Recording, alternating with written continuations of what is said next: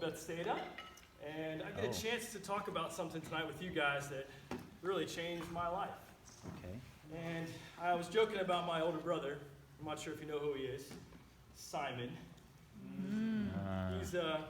He gets a lot of attention. You guys get a chance to read a lot about him. I heard you guys have what you guys call a Bible now. We didn't have that, so you guys get to read about all of our stories. And Simon left his name out a couple times on purpose, I think. So he got into lots of trouble. But I was kind of more behind the scenes and kind of watched Peter make mistakes and got to watch Peter do some things. But I was along for the ride a lot of times. And, people don't know this, but I was the first guy to follow Jesus, actually. I didn't know that. It's pretty cool. Pretty cool to be the first guy. And I found Simon, even though I knew, once I find Simon and introduced him to Jesus, that Simon would start taking the lead. I knew it. So I went against, I went for better judgment and said, man, I gotta get Peter there too. And sure enough, he did what I thought he would. It took over. Fair enough. But your pastor, your minister John, was making up stories about me, saying I stole some kid's lunch. And Yeah, tell us about that. I did have to coax him a little bit, but he was willing. So that's not true. So don't spread that. It wasn't written. I don't know what he was talking about. But he also has been telling me you guys have been studying out the book of John. John's a great guy too. He had a little self-control problem early on, him and his brother, but he really turned around and got a really, really soft heart. And Jesus loved him most. I think that's what everyone says anyway. I never saw that, but I always felt like I was the most loved. But anyway, he was telling me about that you guys were going through the Gospel of John. I thought, wow, what was the last story that you told him? And he told me about the point where we were going across the Sea of Galilee, the Sea of Gennesaret, or Tiberias, all the other names it was called back then. And he told me about how much we were afraid. So I hope to shed some more light about that story and really bring it to your day and age as you guys are fighting to follow Jesus and in a sense, not be frightened. So anyway, let's take it back. It was a crazy night before. I'm not sure if Pastor John or Minister John or Brother John, whatever you guys call him here, Chief, I heard he said. I was like, we had a good talk about that. We never called Jesus Chief, so I had to find out what that was all about. But he described he explained it was just an affectionate term from a couple brothers here in the fellowship. But anyway, the previous night was unbelievable. I mean, we're from Bethsaida, which is just north of Capernaum. And we had grown up being able to see the Sea of Galilee in all of its glory. I mean, the majestic views that we got every day. Going down to fish, growing up with our parents, being able to see the creation, and also all the memories of me and my family gathered around the lakeside, and being able to hear stories like the one that we would actually be enthralled with the moment before this all happened. It was Passover, which means we were remembering all of our father's stories and all of our grandfather's stories about what Moses did and how the lamb's blood was smeared across the wood panels in front of this house. And again, these things were filling our hearts because we were thinking about the Messiah. And I told you I was the first one to follow Jesus, but I was also following John before Jesus showed up. And so we were expecting this Messiah, and John was telling us about him. So we were always thinking when we were around Jesus, when we finally started to follow him, what's he going to do next? And we always had this question, is it really him? Is this really who? Are we just following him and then one day it's all going to go poof? That's what you guys say, I hear. Poof. And things disappear. Poof. The minister told me a couple things that would help me connect to these modern days. So that was. Come on, Andrew. That was one. That's right. Come on, Andrew. Let's go. But we all struggled often. We look at Jesus and we look at what he would do. And we looked at him no different that day before these miracles happened. We were all questioning, could he really be it? We would have discussions around the campfire like, are you convinced? Or are you convinced? I mean, nothing like that has ever happened before. Like, you remember the wedding at Cana? You guys read about that? Yeah. Remember this? Remember the dead girl that was like, with these things we'd never seen. We'd only hoped that would happen. But we weren't convinced still.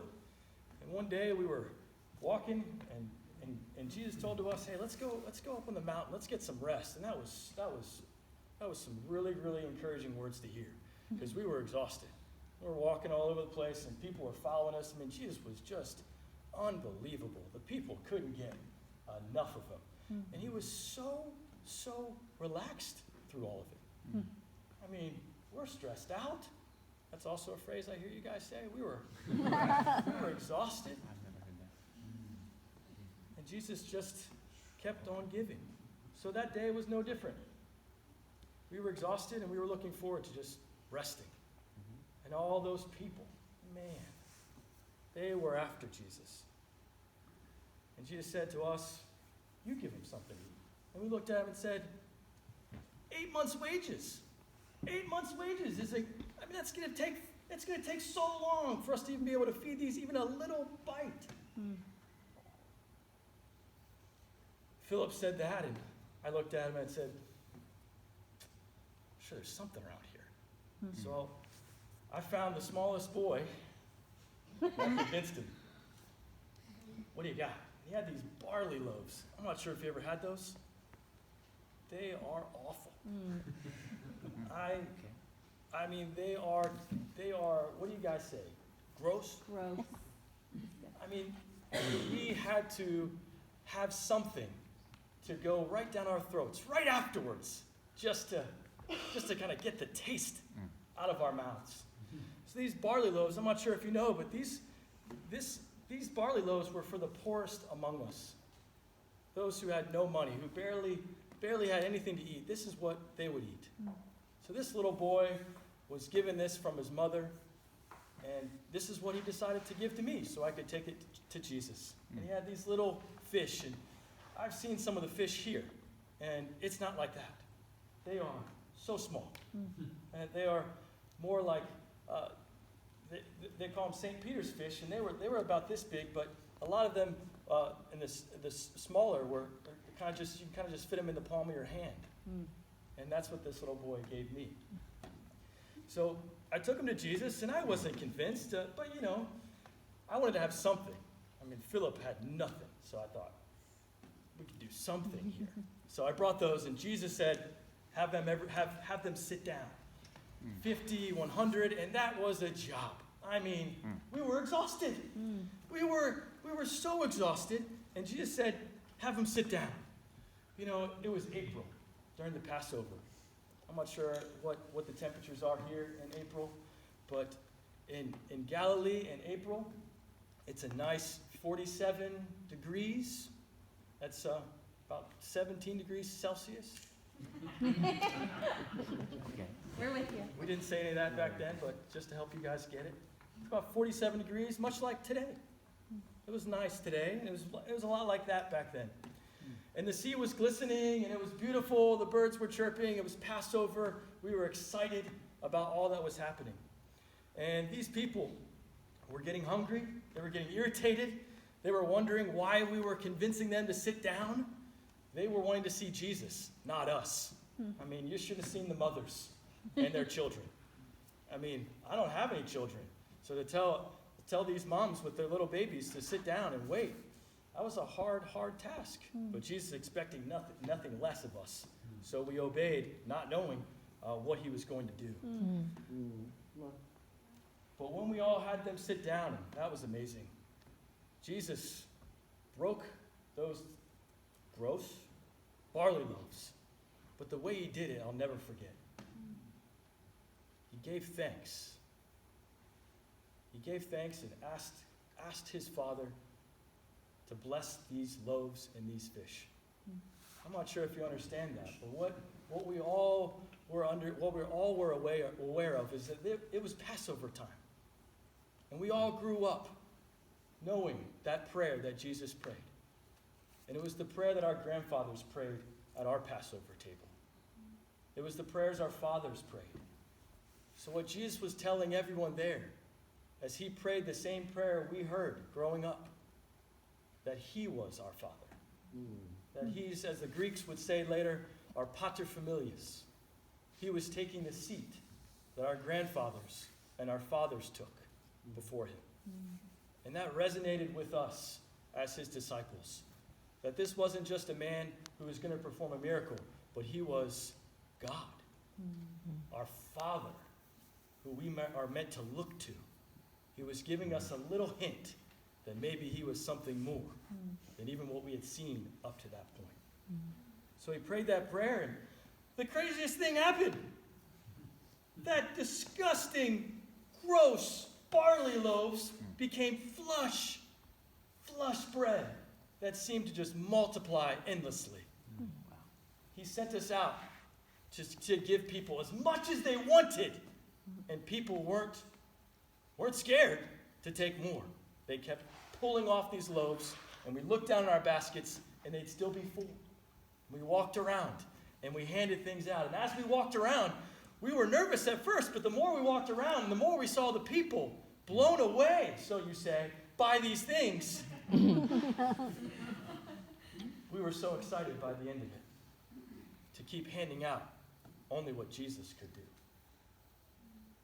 And to see their eyes brighten as they took in the loaves that Jesus made, I'll never forget it. The look was, I've never had this before. It was the same look that I saw back in Cana when people were sipping the wine Jesus made. It was the same light that filled their eyes, knowing they have experienced something that they've never experienced before. The fish, in the same way, just kept being multiplied. And that's what Jesus did. He gave life to everybody he encountered. Whether it was through physical needs, or was it through spiritual truths, or even just a listening ear or a shoulder for people to rest their heads on. Jesus always gave the best he had to give. We saw over 12,000 people fed, more than they'd ever been fed that day. The Bible that we read says 5,000, but I was there. It says the men, but there were lots of women and children there too. This was absolutely breathtaking and exhausting. So we were finally hoping, after the crowds dispersed, Jesus said, I'm going to talk to my Father. You guys go across the sea. And we obliged because we were exhausted. And honestly, we're not as good-hearted as Jesus. I mean, he was all about meeting their needs. We were trying to finish that job as fast as we could. We were tired. So he sent us across the sea, and we were happy to climb in that boat. We didn't even think that Jesus wasn't with us. We were so excited to get going, we jumped in the boat, and we were off. Jesus went up in the mountain. We could see him disappear as we got further and further offshore, and he spent time with God up there, and we just figured we'd catch up with him. When we were out there, we knew this. We grew up fishing. We grew up seeing all the Sea of Galilee and all that it had to offer us. We were out there, and then all of a sudden, it went from calm to a storm. And this storm isn't the storms, I'm not sure if you've ever seen one, or have you ever seen the boats that we rode back in the day? But they were small, and the waters were huge, and they swamped us. But we had seen it before, so we kept on rowing. We got about 4 miles out, and then we saw something. We were exhausted, so some of us were looking at each other and asking each other, do you see that? And Peter was like, I don't see nothing. And we kept rowing. But then it came back, and we saw it. It seemed to get a little clearer. It was hazy. It was raining. The rain was pelting our cheeks. We were wiping our eyes. We were cold. We were wet. We were soaked. We had just had a bunch of bread and fish, so some of us were actually not feeling so well.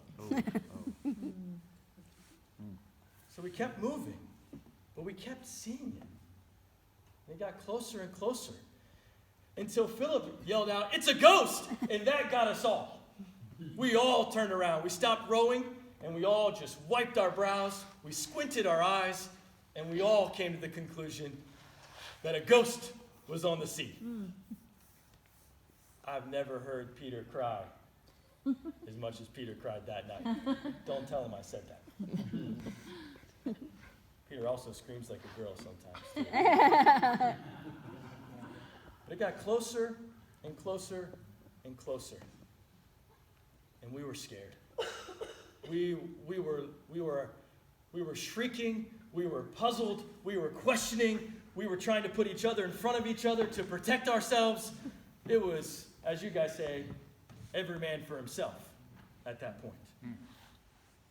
But what we couldn't make out with our eyes, we heard with our ears.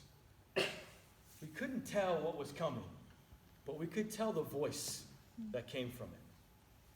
He didn't say much, but all he said was, "Ego emi," which we knew when we heard that this was something else, not a ghost. Ego emi is Greek for I am. That sent a chill down my spine. When I heard those two words, I didn't feel the rain anymore. When I heard those two words, I stopped grasping Philip's cloak and confidently stepped in front of him on the boat. When I heard those words, I didn't see the waves. I didn't hear the wind. I heard Jesus. And it was unimaginable to be able to hear these two words, because as a child, I heard those words all the time. But it was never the expectation that I would hear them. I heard about Moses hearing those same two words. I am was what God comforted Moses with when Moses had the greatest challenge in front of him to go and free our people. Those two words comforted him, gave him courage to go approach Pharaoh. And now, in our moment of fear, God chose to say the same two words to us. Ego emi. I am. We had no idea that God was him and he was God. It became a little clearer that night. Peter, I'm going to leave this out because the Gospel of John did too. But Peter being Peter, he asked, "If it's really you, have me come out." Again, Peter, always trying to do something. But what Peter did, none of us had the courage to do. Peter, for all of his flaws, you got to give it to him. He speaks up. He says what's on his heart. He got a lot of help from Jesus. But Peter grew faster than anybody. He grew so fast. And as you know what my brother did, he died for Jesus. We saw a lot of Peter's courage that day that we would continue to see until the day he was crucified. But Peter got out, and much to our amazement, he took steps in the water just like Jesus. But the great thing about it is as long as he looked at Jesus, the more he could walk. But the moment he took his eyes off, he started to sink. And that was the lesson Jesus taught us. He didn't come down on Peter, he came down on all of us, saying, why do you doubt? You have little faith. He was always challenging us to see the unseen. He was always reminding us there's so much more to this life than what you experience each day. He always pointed us to what lasts. And that helped us to not be fearful about what he knew was coming. Brother John told me that we need help here in Roanoke. Brother John told me about what's happening in your country and how a lot of people are afraid. He tells me that the church here is really excited about growing and being a faithful family. I think that's cool. Yeah. John talked a lot about being a faithful family. Not your minister, John, but Brother John. He's a good guy.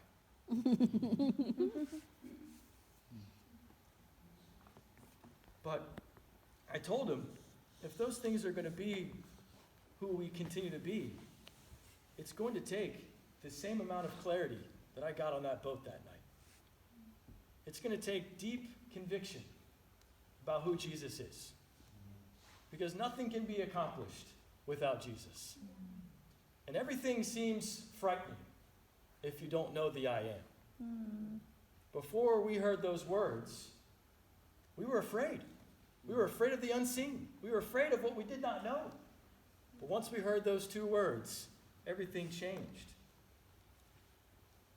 We were talking after Jesus got in the boat, which Brother John said that he goes long a lot. So he said for me to wrap up by 8. So. Come on, Andrew. But when Jesus got in the boat, we zipped all the way to our destination. We were on the other side of the lake just like that. When we got to the other side, we were talking among ourselves about how amazing this I am is. But some of the questions we were asking is, why did he wait for us to be halfway before he came out? And the conclusion we came to is the same thing Jesus told us about the feeding of the 5,000. Is that Jesus knows what he's doing, but he wants to see our faith. He wants to test us, to see if we really are in alignment with who he is. He knows we're weak. He knows we'll make mistakes. He knows that we can't see like he can. But he does expect us to believe what he says. He knows our eyes fool us more often than not. That's why he speaks to us so much. So he does expect us to hold fast to his word.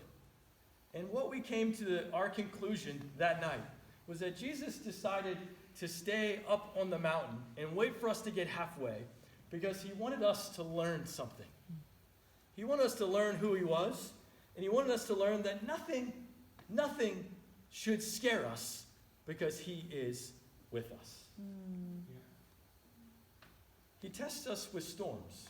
That was the second storm I've been in with Jesus. The first storm I was in with Jesus, he calmed it. I mean, he was asleep on the boat that time. And we were all going wild, fearful. We thought Jesus was going to abandon us. But he woke up and said, "Shut up!"